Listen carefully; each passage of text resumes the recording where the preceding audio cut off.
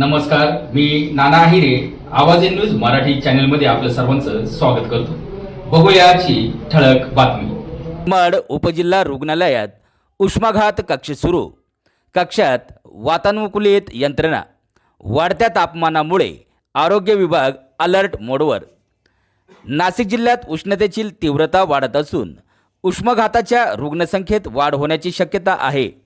या पार्श्वभूमीवर मनमाड उपजिल्हा रुग्णालयात विशेष उष्माघात कक्ष कार्यान्वित करण्यात आला आहे. वाढत्या तापमानामुळे आरोग्य विभाग अलर्ट मोडवर आला असून या कक्षात वातानुकूलित यंत्रणा, आवश्यक औषध साठा आणि 5 खाटांची सुविधा तसेच तातडीच्या उपचारांसाठी आवश्यक व्यवस्था करण्यात आली आहे. उष्णतेमुळे त्रस्त रुग्णांना तत्काळ आणि प्रभावी उपचार मिळावेत यासाठी हा कक्ष सज्ज ठेवण्यात आला असल्याचे सांगितले आहे.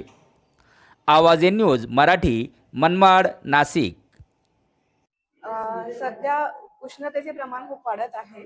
त्या अनुषंगाने मनमाड उपजिल्हा रुग्णालयाने आपल्या हॉस्पिटलमध्ये स्वतंत्र 5 खाटांचे उष्माघात कक्ष सुरू केलेला आहे. आता मे महिना चालू झालेला आहे, तर मे महिन्यामध्ये उष्णतेचे प्रमाण आणखीन वाढणार आहे. त्याची दक्षता म्हणून आम्ही आधीच आपल्या हॉस्पिटलमध्ये कक्ष चालू केलेले आहे.